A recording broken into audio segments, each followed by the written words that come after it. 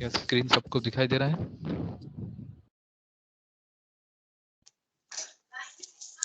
Yes sir. सो आज हम लोग यस सर। आज हम लोग लिंकर्स के बारे में डिस्कस करेंगे। हमने देखा था लिंकर्स जो होते हैं वो नॉर्मली क्या करता है, हम जो कंप्यूटर में प्रोग्राम लिखते हैं तो प्रोग्राम में अलग अलग मॉड्यूल रहता है। जैसे उसमें हेडर फाइल एक लिखते हैं जहाँ पे जैसे हमने कंप्यूटर में कोई प्रोग्राम लिखा, उसमें जो हमने कमांड्स लिखा तो जरूरी नहीं कि वो जो कमांड्स है वो कैसे काम कर रहा है वहीं पे उसी प्रोग्राम में लिखा हुआ है। ऐसा भी हो सकता है कि जो भी प्रोग्राम में हमने जो भी कमांड्स लिखा उस कमांड्स कहीं दूसरे लोकेशन में सेव रहे। मैं आपको ड्रॉ करके बताता हूँ। जैसे मान लीजिए मैंने एक कंप्यूटर में एक प्रोग्राम लिखा कुछ। ये स्क्रीन सबको दिख रहा है? Yes sir. जैसे मान लो मैं कंप्यूटर में एक प्रोग्राम लिखा a.c, ये फाइल का नाम है, ये सी प्रोग्राम का फाइल है। अभी ये 1 नंबर का इंस्ट्रक्शन, ये 2 है, ये 3 है, 4 है, 5 है, 6 है, 7 है। तो ये बहुत सारे, मान लो ऐसे उस प्रोग्राम में 7 कमांड्स हैं। तो अभी जरूरी नहीं कि जो ये फर्स्ट या सेकंड या थर्ड इसमें से जो भी कमांड है वो कमांड कैसे काम कर रहा है वो उसी प्रोग्राम में फाइल में लिखा हुआ है। मान लो ये जो थर्ड वाला कमांड है वो कोई दूसरे फाइल में रेफर है। मान लो एक फाइल है, मान लो p.h, ये नाम का फाइल है। तो ये जो है वो थर्ड वाला जो कमांड है, इसका ये कैसे काम कर रहा है वो ये p.h फाइल में लिखा हुआ है ना। और उसके बाद मान लो ये जो फिफ्थ वाला जो कमांड है, मान लो और एक फाइल है x.h फिफ्थ। तो ये जो फिफ्थ वाला कमांड है वो मान लो यहाँ पे दूसरे प्रोग्राम में दूसरे एक फाइल है यहाँ पे लिखा हुआ है। फिर से बाद 7 वाला जो कमांड है वो मान लो और एक फाइल में लिखा हुआ है, मान लो y.h। तो ये हेलो, हाँ बोलो। स्क्रीन लिंकर्स पे स्टक है। क्या लिंकर्स पे ही दिख रहा है और कुछ नहीं दिख रहा है। आगे आप जो भी ड्रॉ कर रहे हो। ओके सॉरी, मैं इसका फुल स्क्रीन शेयर नहीं किया। 1 मिनट। ओके, हाँ तो अभी दिख रहा है पेंट मैंने जो ड्रॉ किया है। Yes sir. ओके, ये जो a.c फाइल जो है, a.c फाइल है, ये एक प्रोग्राम है। मान लो इसमें 1 2 3 4 5 6 7 ऐसा 7 कमांड लिखा हुआ है। तो ये जो जितने भी कमांड्स है इसके जो काम करने का जो तरीका है, ये जो काम करने के तरीके हैं वो कैसे काम कर रहा है वो मान लो दूसरे, मतलब मान लो जैसे थर्ड वाला जो कमांड है ये आपके ये p.h फाइल में लिखा हुआ है कैसे काम कर रहा है। अभी ये जो फिफ्थ कमांड है वो मान लो, या फिर x.h जो फाइल है यहाँ पे लिखा हुआ है फिफ्थ कमांड कैसे काम कर रहा है। और ये मान लो जो 7th वाला जो कमांड है ये कैसे काम कर रहा है, ये y.h फाइल में लिखा हुआ है। तो ये जो अलग अलग बाकी जो है 4th 1 हो गया, 4th हो गया, 6th हो गया, ये सब मान लो इधर ही लिखा हुआ है a.c में। लेकिन ये जो बीच का जो 3 कमांड है 3 5th और 7th, ये जो कमांड है ये कैसे काम कर रहे हैं इंटरनली। कमांड तो एग्जीक्यूट होते हैं लेकिन कमांड एग्जीक्यूट होने के लिए भी उनका भी खुद का अपना प्रोग्राम रहता है। तो ये जो प्रोग्राम है मान लो ये सब 3 अलग अलग फाइल में लिखा हुआ है। तो ये जो 3 फाइल है ये 3 फाइल को अलग अलग हमको कंबाइन करना पड़ता है। वो काम कंपाइलर करता है, ये लिंकर करता है। लिंकर क्या करता है, जितने भी फाइल है जैसे a.c है प्लस p.h है प्लस x.h है प्लस y.h है, ये सारी चीजों को वो कंबाइन करेगा। कंबाइन करके तुम्हें एक ऑब्जेक्ट फाइल देगा। और वो किसको देगा, वो लोडर्स को देगा। और लोडर बाद में मान लो ऑब्जेक्ट फाइल दिया a.c है तो उस फाइल का नाम होगा a.obj। और लोडर बाद में उसको a.exe फाइल बनाएगा जो एग्जीक्यूटिबल फाइल है। ये कितना इतना क्लियर है सबको? हेलो, ये क्लियर है या दूसरी बार एक्सप्लेन करूं? हेलो सर रिपीट कर दो एक सर, एक बार फिर से बता दो। एक बार। ओके, मैं नया ड्रॉ करके बताता हूँ। तो मान लो ये हमने एक प्रोग्राम लिखा है,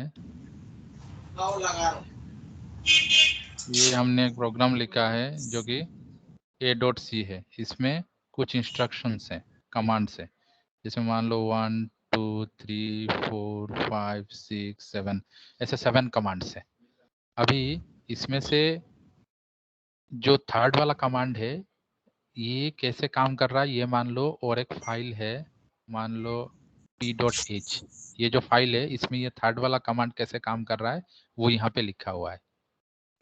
ठीक है, अब ये जो फिफ्थ वाला जो कमांड है वो मान लो x.h, यहाँ पे फिफ्थ वाला कमांड कैसे काम कर रहा है वो लिखा हुआ है। और ये जो सेवेंथ वाला कमांड है वो कैसे काम कर रहा है, वो मान लो y.h, इस फाइल में जो लोग बात नहीं करे वो म्यूट हो जाइए। x.h में सेवेंथ वाला जो कमांड है वो x.h फाइल में लिखा हुआ है कि कैसे काम कर रहा है ये। तो ये जो अलग अलग कमांड्स हैं, बाकी मान लो जैसे 1 हो गया, 2 हो गया, 4 हो गया, 6 हो गया, ये सब कैसे काम कर रहा है वो इधर ही फाइल में, प्रोग्राम में हमने जो बनाया वहां पे डिफाइंड है। लेकिन ये जो 3 हाल कमांड क्या होता है, कमांड कैसे इंटरनली काम करता है वो कहीं उसके जो ऑपरेशन होते हैं वो मतलब कमांड तो खुद से काम नहीं करता, उसके लिए भी हर एक कमांड का भी इंटरनली प्रोग्राम रहता है। तो ये मान लो ये 3 वाला जो कमांड है इसका प्रोग्राम ये p.h फाइल में लिखा हुआ है। ये जो 5th वाला कमांड है इसका प्रोग्राम मान लो x.h फाइल में लिखा हुआ है। ये जो 7th वाला कमांड है इसका इंटरनल प्रोग्राम मान लो x.h फाइल में लिखा हुआ है।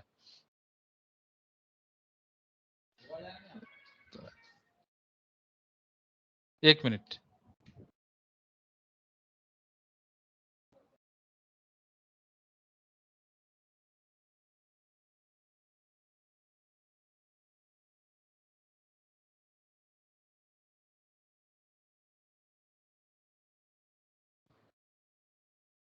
ओके।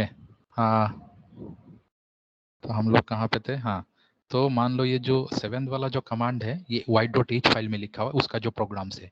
तो अभी लिंकर क्या करता है, लिंकर क्या करेगा, आपका जो a.c जो फाइल है उसके साथ p.h फाइल, उसके साथ x.h फाइल और उसके साथ y.h फाइल, ये सारे को वो कंबाइन करेगा। कंबाइन करके क्या बनाएगा, a.obj फाइल देगा। और ये a.obj फाइल किसके पास जाएगा, लोडर के पास जाएगा। और लोडर इसको क्या करेगा, a.exe फाइल बनाएगा, मतलब एग्जीक्यूटेबल फाइल बनाएगा जो आपको आउटपुट देगा। अभी क्लियर है सबको? Hello, yes sir. Yes, sir. Yes, sir. Yes, sir. अभी क्लियर है या किसी दूसरी बार एक्सप्लेन करूं? क्लियर है? Yes, sir. Clear. Yes, sir. Yes, sir. Okay, तो हाँ, so linker is a program in a system which helps to link object modules of program into a single object file। वही मैं बोला था कि जितने भी मॉड्यूल्स है उसको कंबाइन करता है और सिंगल ऑब्जेक्ट फाइल बनाता है। Collecting and maintaining piece of code and data into a single file. तो ये सिंगल फाइल मतलब .obj फाइल बनाता है। ये जो .obj फाइल तुम्हें दिख रहा है ये सिंगल एक ऑब्जेक्ट फाइल बनाता है ये। A particular module into system library. It takes object module from assembler as input, from an executable file as an output for loader. Linking is performed at compile time and run time. तो compile time क्या है, run time क्या है? जैसे मान लो मैंने एक programme लिखा है,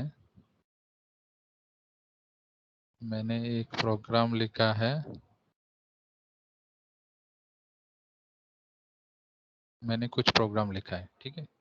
तो मैंने कुछ प्रोग्राम लिखा है, अभी जब इस प्रोग्राम मान लो ये प्रोग्राम लिखा है मैंने, अभी जब ये प्रोग्राम कंपाइल होता है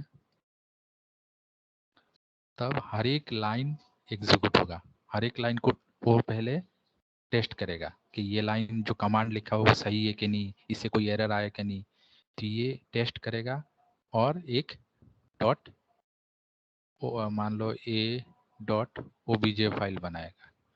तो ये जब टेस्ट करते हैं हर एक कमांड सही है कि नहीं, उसमें कोई एरर है कि नहीं, ये सही से मतलब इसका जो डिपेंडेंसी है, मतलब ये इस कमांड का जो कहीं दूसरे फाइल में मेंशन है, ये सब सही है कि नहीं, ये ढंग से काम कर रहा है कि नहीं, ये जो जब चेक करता है इसको कंपाइल टाइम बोलता है।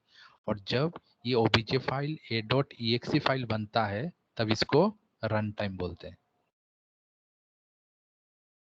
ये सही है, मतलब जब हम पूरे जितने भी कमांड है उसको एग्जीक्यूट कर रहे हैं, उसमें एरर चेक कर रहे हैं, एरर है कि नहीं, ये सही डिपेंडेंसी, मतलब मान लो ये कमांड इसके एक दूसरे कमांड के ऊपर डिपेंडेंट है, दूसरा कमांड मान लो चौथे कमांड के ऊपर डिपेंडेंट है, तो चौथा कमांड मान लो छठवां कमांड के ऊपर डिपेंडेंट है। ऐसे सारे जो डिपेंडेंट कमांड है उस प्रोग्राम में मेंशन है कि नहीं वो चेक करता है, और उसमें एरर लिखने में कुछ गलती तो नहीं हुआ कमांड लिखने में। तो ये सब जो चेक करता है, ये चेकिंग प्रोसेस को कंपाइलेशन बोलते हैं, या फिर कंपाइलेशन बोलते हैं, और ये उस टाइम को बोलते हैं कंपाइल टाइम। और बाद में ये जब चेकिंग करेक्ट हो गया, सब कुछ सही है, तो वो exe फाइल बनाता है जो कि एग्जीक्यूट होता है, तो इसको रन टाइम कहते हैं। ये क्लियर है कि सबको कंपाइल टाइम और रन टाइम क्या है? ये सबको क्लियर है क्या, Yes, कंपाइल टाइम sir. और रन टाइम क्या? Yes sir. Okay. Yes, sir. तो अभी ये कंपाइल लिंकिंग जो परफॉर्म होता है वो कंपाइल टाइम में परफॉर्म होता है। कंपाइल टाइम मतलब जितने भी अलग अलग मॉड्यूल से इन सबको सोर्स प्रोग्राम के साथ जोड़ के .obj फाइल बनाना, तो ये कंपाइल टाइम में होता है लिंकिंग।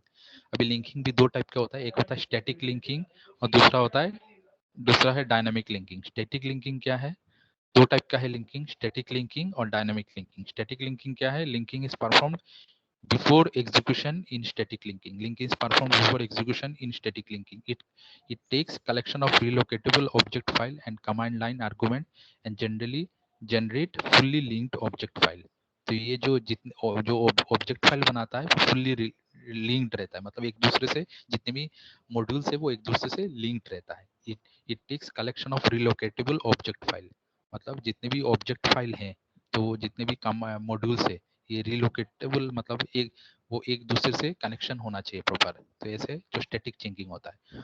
और डायनामिक लिंकिंग मतलब dynamic linking is perform during run time and in the linking is accomplished by placing the name of shareable library in the executable image. There are most chances of error and failure chances. It requires less memory. तो जो हमारा जो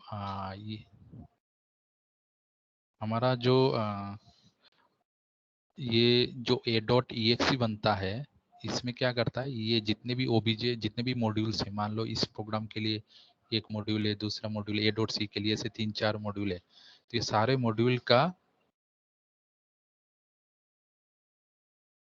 module का वो exe file में एक image बनाता है, और ये इमेज exe फाइल में कंबाइन होता है और बाद में ये हमारा आउटपुट देता है। जितने भी मॉड्यूल्स है इसके एक वर्चुअल इमेज बनाता है वो यहाँ पे। तो ये क्या करता है, placing the name of shareable library in the executable image.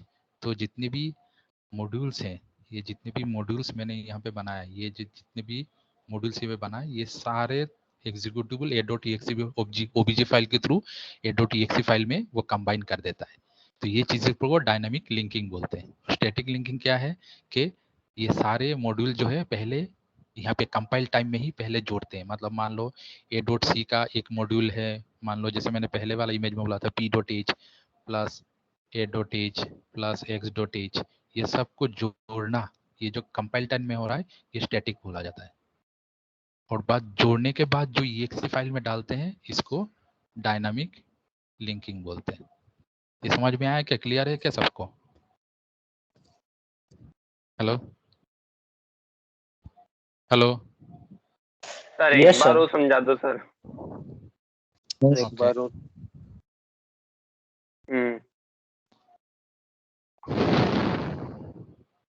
तो जैसे हमने एक प्रोग्राम लिखा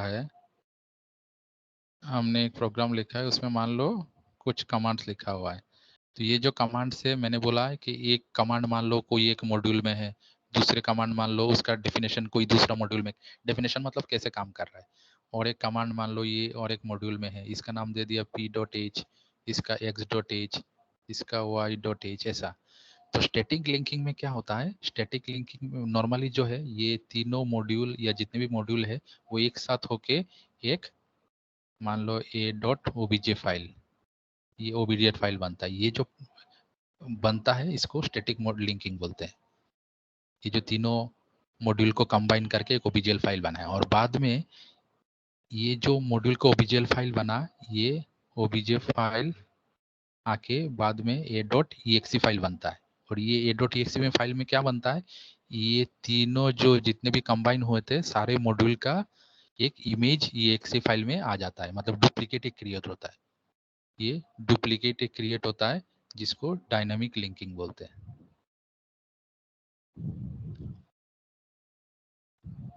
क्लियर है क्या ये सबको? हाँ सर क्लियर है। ओके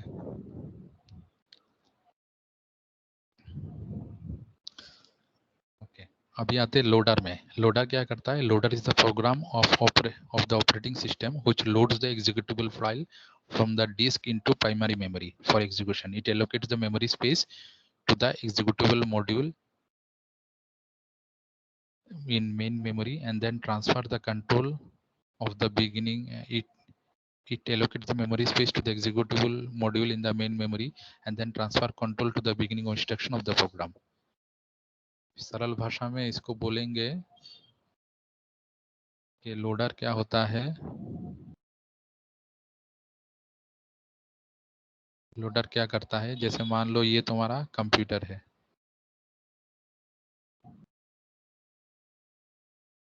इसमें मान लो ये तुम्हारा हार्ड डिस्क रखा हुआ है और ये तुम्हारा रैम रखा हुआ है। तो नॉर्मली जो भी प्रोग्राम तुमने लिखा है, मान लो ये तुमने प्रोग्राम लिखा है a.c, ये प्रोग्राम कहाँ पे रहता है, ये तुम्हारा हार्ड डिस्क में रहता है ना। तो लोडर क्या करता है, ये प्रोग्राम को, जितना प्रोग्राम का हार्ड डिस्क में सिर्फ a.c नहीं है, ऐसे बहुत सारे a.c, b.c, x.c, ऐसे बहुत सारे हजारों थाउजेंड प्रोग्राम्स रहते हैं हार्ड डिस्क में। तो उसमें से जो प्रोग्राम अभी एग्जीक्यूट करना है उस प्रोग्राम को वो लोडर क्या करता है, उठा के, ये मान लो रैम है, रैंडम एक्सेस मेमोरी या फिर प्राइमरी मेमोरी कहते हैं इसको। जितने भी प्रोग्राम एग्जीक्यूट होते हैं वो रैम से ही होते हैं। तो लोडर क्या करता है, वो हार्ड डिस्क से उठा के वो रैम में डालता है, रैम में वो प्रोग्राम डालता है, और डालने के बाद जो प्रोग्राम उसने डाला है, मतलब अभी रैम में क्या है, a.c है, a.c वाला प्रोग्राम है, उसका जो मान लो 8.6 में बहुत सारे लाइंस ऑफ कोड है, लाइंस ऑफ कमांड है। तो लोडर क्या करता है, हार्ड डिस्क से, जो हार्ड डिस्क में जो प्रोग्राम रखा हुआ है वो उसको हटा के रैम में डाला, और रैम में वो प्रोग्राम डालने के बाद उस प्रोग्राम का फर्स्ट इंस्ट्रक्शन को वो पॉइंट करता है एग्जीक्यूशन करने के लिए। मतलब वो जो a.c वाला प्रोग्राम जो अभी रैम में रखा हुआ है उसके जो फर्स्ट इंस्ट्रक्शन या फर्स्ट कमांड जो है उसको वो पॉइंट कर रहा है, ताकि जो कंपाइलर है वहां से वो प्रोग्राम एग्जीक्यूट करना चालू करे। That is the work of loader. ये समझ में आया क्या सबको? Hello hello yes sir. Okay, तो ये हो गया लोडर। नेक्स्ट हो गया algorithm. What is an algorithm? Algorithm is a set of rules that specify the order and kind of arithmetic operation that are used on a specified set of data. तो algorithm क्या है? It is a set of rules, एक set of rules है that specify the order and kind of arithmetic operation. ये क्या है? एक जितने भी ऑपरेशन परफॉर्म होते हैं प्रोग्राम में वो डिफाइन करता है ऑर्डर, और कौन से सीक्वेंस में, मतलब कौन से ऑपरेशन पहले होगा, कौन सा ऑपरेशन बाद में होगा, ये डिफाइन करता है एल्गोरिदम। एल्गोरिदम में क्या एक रूल्स रहता है कि ऐसे ऐसे एग्जीक्यूट होगा, और कौन सा ऑपरेशन पहले होगा, कौन सा ऑपरेशन बाद में होगा, ये वो बताता है। जैसे मान लो, इसको भी ड्रॉ करके दिखाता हूँ। जैसे मान लो कि एक एल्गोरिदम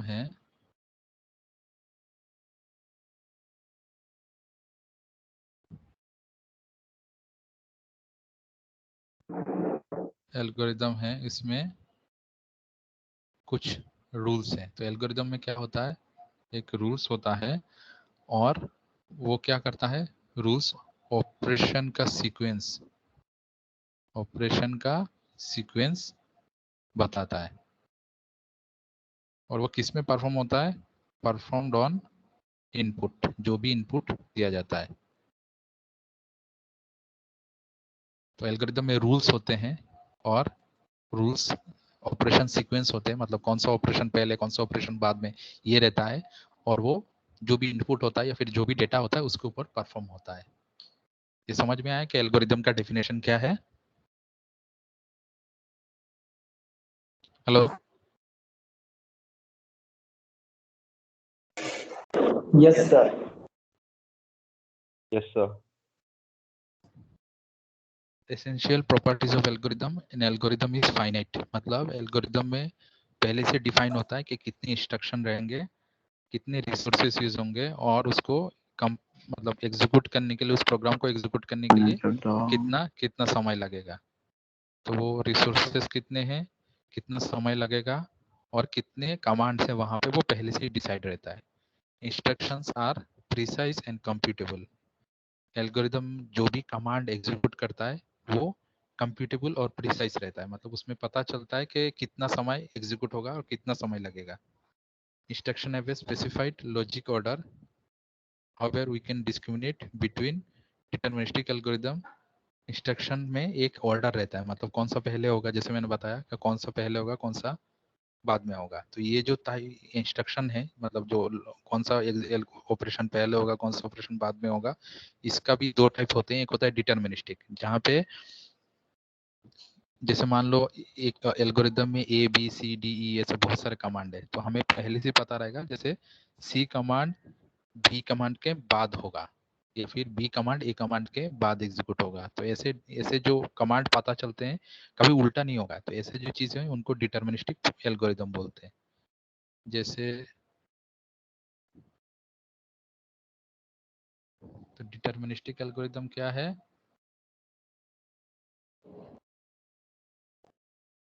जैसे मान लो एक प्रोग्राम है, एक कमांड है A B C D E F, ऐसे प्रोग्राम से बहुत सारे। तो डिटर्मिनिस्टिक एल्गोरिदम में पता रहेगा कि पहले ए एग्जीक्यूट होगा, उसके बाद बी, उसके बाद सी। ऐसा कुछ नहीं हो सकता कि सी ए के पहले एग्जीक्यूट हो जाए। ये जो है वो नॉन डिटर्मिनिस्टिक है अगर ऐसा होता है। लेकिन अगर पता रहेगा कि सी के बाद डी एग्जीक्यूट होगा, डी के बाद ई, और ई के बाद एफ एग्जीक्यूट होगा, तो ये ये जो चीजें हैं तो इसको डिटर्मिनिस्टिक एल्गोरिदम बोलते हैं, जहाँ पे हमें पता चलता है कि कौन सा कमांड कौन से कमांड के बाद एग्जीक्यूट होगा। नॉन डिटर्मिनिस्टिक एल्गोरिदम क्या है? Randomized but also parallel algorithm. तो नॉन डिटर्मिनिस्टिक एल्गोरिदम मतलब क्या है? जैसे मान लो मैंने कुछ कमांड लिखा है ए बी सी डी, तो मान लो ए के बाद कुछ ऐसा कमांड इंस्ट्रक्शन हुआ डायरेक्ट हमारा सी पे आ गया, बी एग्जीक्यूट नहीं हुआ। और सी के बाद कुछ कमांड एग्जीक्यूट हुआ कि डायरेक्ट सी से ई आ गया, और ई से बाद मान लो कुछ ऐसा कमांड एग्जीक्यूट हुआ कि बी पे आ गया, मतलब एग्जीक्यूशन। तो ये जो चीजें ना, इनको नॉन डिटर्मिनिस्टिक बोलते हैं। समझ में आया क्या सबको? Yes sir. Okay. Yes sir. Just stay. Basic question about algorithm. For each algorithm we should answer the following basic question. Algorithm में क्या है? पहला क्वेश्चन जो आता है, हो सकता है आपके वाइवा में भी पूछा जाए, डज इट टर्मिनेट? क्या एल्गोरिदम टर्मिनेट होता है? Is it correct? जो एल्गोरिदम हमने बनाया है वो क्या करेक्ट है? Is the result of algorithm determined? जो एल्गोरिदम ने जो रिजल्ट जनरेट किया या फिर जो आउटपुट जनरेट किया, क्या वो डिटरमाइंड है? How much resources will it use in terms of memory? वो एल्गोरिदम जो है वो कितना मेमोरी यूज करेगा? तो इसके लिए एल्गोरिदम का जो कितना मेमोरी लगेगा, उसके लिए जो ऑपरेशन या फिर जो टेक्नोलॉजी यूज होता है उसको बोलते हैं एसिम्प्टोटिक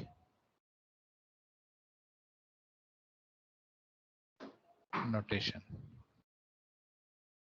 एसिम्प्टोटिक नोटेशन ये डिटरमाइन करता है कि एल्गोरिदम कितना मेमोरी लेगा।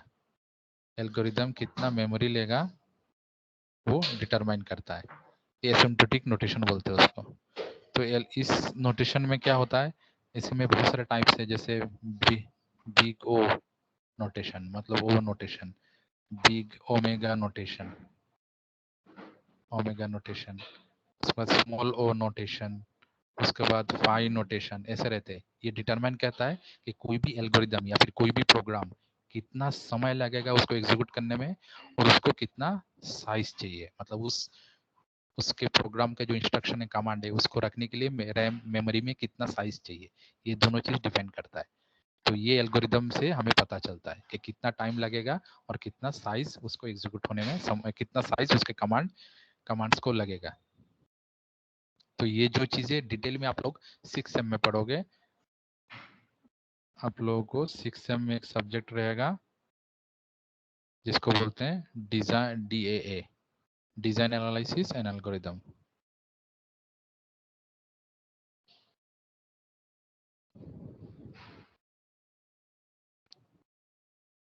डिजाइन एनालिसिस एंड एल्गोरिदम, तो ये सब्जेक्ट जो है वो डिटरमाइन करता है। तो आपको 6 सेम ये सब्जेक्ट के बारे में डिटेल में आपको पढ़ोगे, और थोड़ा डेटा स्ट्रक्चर में भी पढ़ोगे। तो एल्गोरिदम टर्मिनेट होता है क्या? Yes, it's terminates but depend on certain condition. क्या एल्गोरिदम करेक्ट है, वो एल्गोरिदम के आउटपुट पे जनरेट होता है। अगर हमें जितना एक्चुअल जो हमें आउटपुट चाहिए वही अगर आउटपुट जनरेट होता है, then it's correct. Is the result of the algorithm determined? Yes, the result of the algorithm is determined. वो पता चलता है हमें कि क्या आउटपुट देगा वो। How much resources will it use? Yes, we know by the memory allocation, we know how much resources, मतलब कितना समय लगेगा और उसके कमांड एग्जीक्यूट होने के लिए कितना टाइम लगेगा। रन टाइम और कंपाइल टाइम, वो हमें पता चलता है कि जैसे हमने पहले देखा कि कोई भी एल्गोरिदम रन टाइम या कंपाइल टाइम में एग्जीक्यूट होगा कि नहीं, वो हमें पता चलता है एल्गोरिदम लिखने से।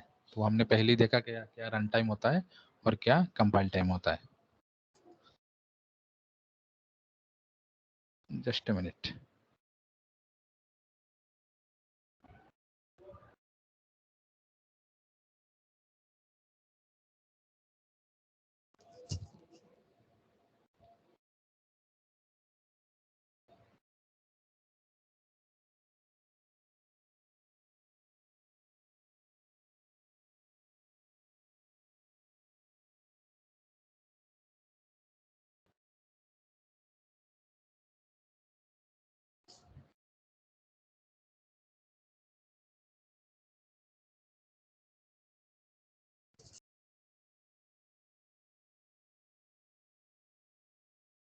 Okay,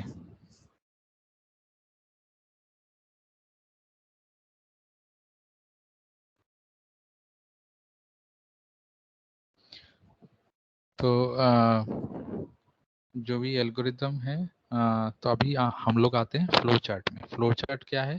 flow chart is a graphical representation of algorithm. तो जो भी एल्गोरिदम में हम लोग लिखते हैं उसको फिगर के जरिए या फिर पिक्चर के जरिए, डायग्राम के जरिए कैसे रिप्रेजेंट किया जाता है, वो फ्लो चार्ट के जरिए रिप्रेजेंट किया जाता है। अगर हमने एक एल्गोरिदम लिखा, जैसे मान लो हमने एक एल्गोरिदम लिखा है, एक मिनट,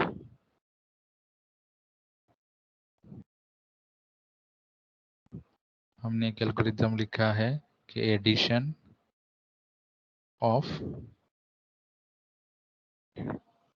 2 नंबर्स। तो उसमें स्टेप 1 होगा स्टार्ट, एल्गोरिदम लिख रहे हैं हम लोग। स्टेप 2 होगा इनपुट फर्स्ट नंबर। स्टेप 3 होगा input second number.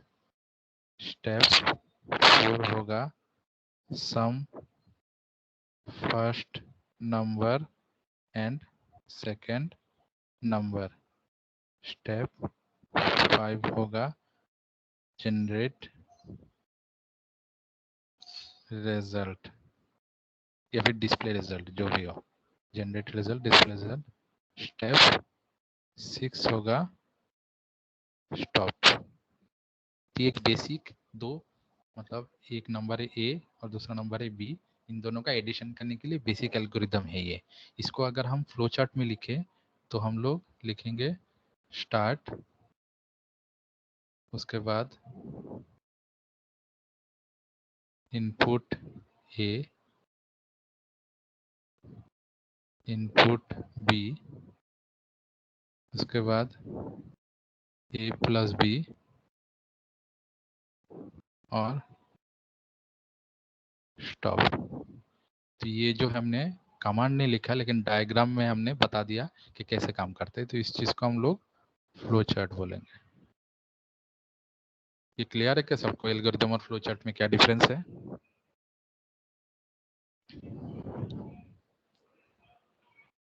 Hello. Yes sir. Yes sir. Yes, sir. Okay.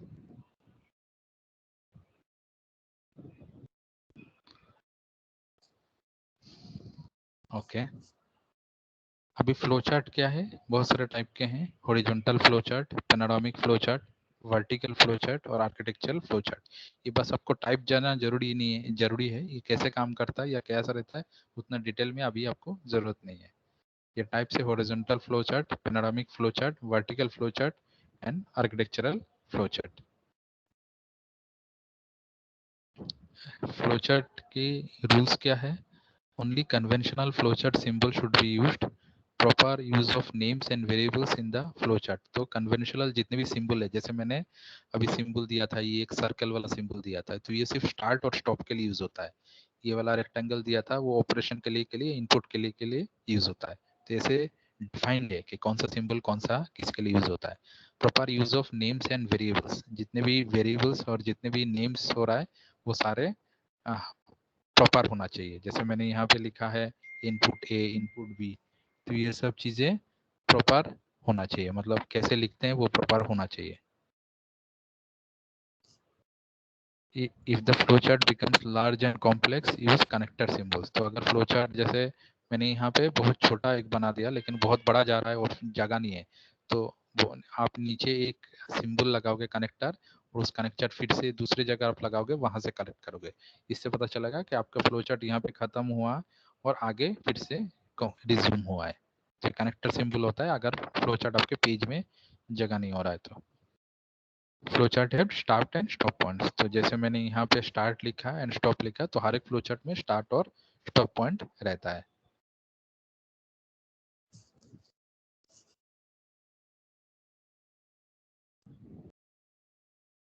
अभी फ्लो चार्ट के जितने भी सिंबल्स मैंने बताया वो तो ब्रीफ एक आइडिया है उसके बारे में। ये जो है, ये जो सिंबल है ये टर्मिनल मतलब स्टार्ट स्टॉप में यूज होता है। वो अगर स्टॉप लिखना है तो हम लोग एक ऐसे सिंबल लिखते हैं, उसके अंदर में हम लोग स्टॉप लिखते हैं। इनपुट आउटपुट सिंबल, तो जब भी हम लोग इनपुट या आउटपुट देते हैं तो हम ऐसे ऐसे हम लोग रेक्टेंगल बनाते हैं जो टिल्टेड है। प्रोसेसिंग सिंबल, अगर कोई ऑपरेशन परफॉर्म कर रहे हैं हम लोग तो उसमें ये रेक्टेंगल हम लोग बनाते हैं। अगर कोई हमें डिसीजन ले रहा है, जैसे हम बोल रहे हैं कि इफ अगर ए दो नंबर में हमें देखना है कि कौन सा बड़ा है कौन सा छोटा है, तो हम कंपेयर करें ए ग्रेटर देन बी। अगर ट्रू है, सही है, तो यस आगे जाएगा और नो है तो दूसरी तरफ से जाएगा। तो ये जो हम लोग कंपेयर कर रहे हैं, कंडीशन लगा रहे हैं, तो ये ऐसे डायमंड सिंबल में आता है वो। अगर कोई हम लोग ऐसे डिसीजन लेने का कोशिश कर रहे हैं तो ये चीजें डिसीजन सिंबल में आता है। कनेक्टर सिंबल, जैसे मैंने बताया कि अगर आपका फ्लो चार्ट बहुत बड़ा हो रहा है और पेज खत्म हो रहा है, दूसरे पेज में आपको जाना है, तो जहाँ पे पेज का लास्ट है वहां पे ये एक सिंबल लगा दीजिए एरो के बाद, और दूसरे पेज के फर्स्ट में ये सिंबल लगाइए, तो फिर पता चल जाएगा कि आपका फ्लो चार्ट कंटिन्यू हो रहा है। फ्लो लाइंस ये एरो से हम लोग डिफाइन करते हैं। जैसे आप लोग ये ऊपर में एरो दिख रहा है, तो ये सब एरो से हम लोग डिफाइन करते हैं कि कहाँ पे जा रहा है।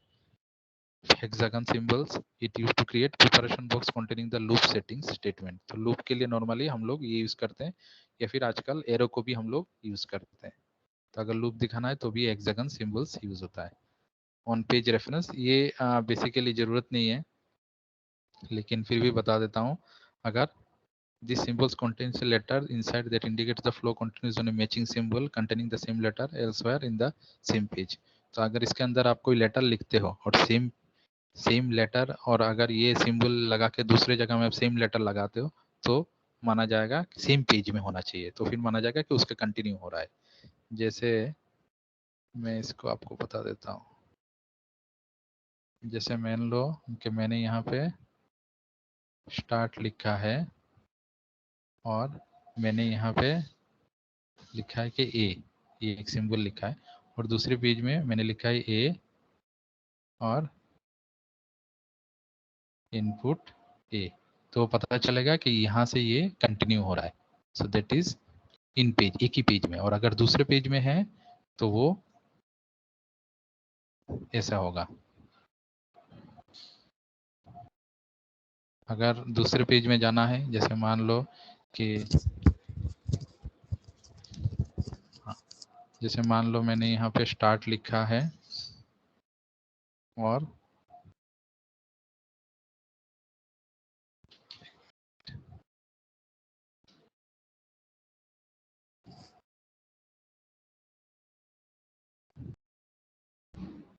सॉरी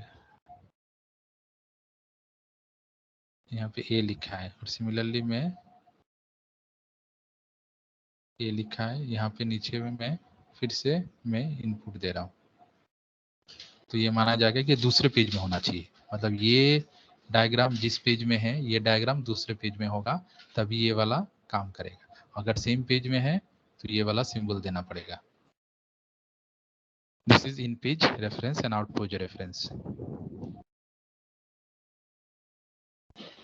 डिले ऑन बोटलनेक, अगर कोई प्रोसेसिंग कर रहा है, टाइम लग रहा है, डिले लग रहा है, मतलब एक प्रोसेस प्रोग्राम एग्जीक्यूट होने के बाद कुछ समय लग रहा है, तो ये सिंबल यूज होता है।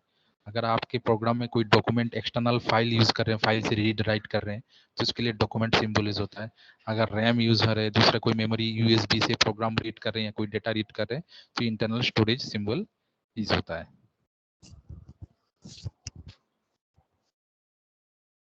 आज के लिए इतना ही, आज के लिए इतना ही। किसी को कोई क्वेश्चन है तो पूछ सकता है। वो कौन से लेनी है उसका नाम बता दीजिए। हाँ, क्या क्वेश्चन है, फिर से बताओ। वो कौन सी लेनी है सी के लिए? मैंने एक बार क्लास में बताया था,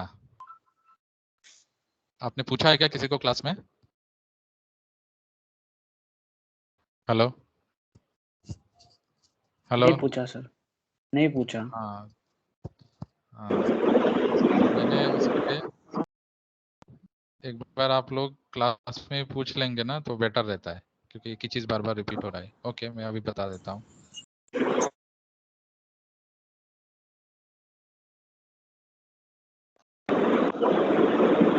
मैंने ये, म्यूट हो जाइए, जो भी बात नहीं करे वो म्यूट हो जाइए। मैंने ये बोला था कि फर्स्ट वाला बुक फ्रेंटिक हॉल और फोर्थ वाला बुक, हेड फर्स्ट जो है वो बहुत ही उसमें ये रहेगा आपका बेसिक रहेगा। तो आप सेकंड वाला बुक लीजिए, और सेकंड वाला बुक और फोर्थ वाला बुक, सेकंड और फोर्थ टेक्स्ट बुक के लिए।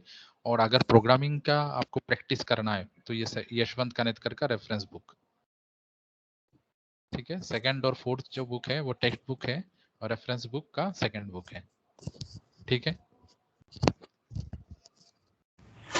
सर आप PDF okay sir, thank you. कर सकते हैं क्या? फिर से बताइए। आपकी जो पीडीएफ है आप जिससे पढ़ाते हैं, आप वो शेयर कर सकते हैं क्या? नहीं, वो एक्चुअली कॉपीराइटेड बुक है, वो शेयरेबल नहीं है। मैंने आपको बुक्स बताया, वहाँ पे सारे मटेरियल सबको मिलेंगे, वहाँ से आप पढ़िए तो आपको सारे डिटेल्स वहाँ पे मिल जाएगा। कॉपीराइटेड बुक है, वो शेयर नहीं कर सकता। अगर मुझे नॉन कॉपीराइटेड बुक कहीं से मिलता है तो मैं शेयर करूंगा। कॉपीराइटेड बुक शेयर नहीं किया जा सकता। Okay sir.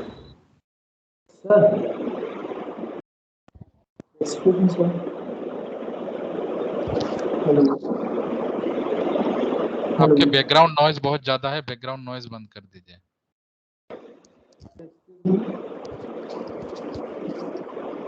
हेलो हाँ, सर, ये आप जो पढ़ा रहे हो सर, इसके नोट्स वगैरह सर कैसे बनाना है? नोट्स की मैंने क्या अभी क्या प्रोसेस है? बताया, आपने सुना है क्या मैंने क्या बताया अभी? जी सर।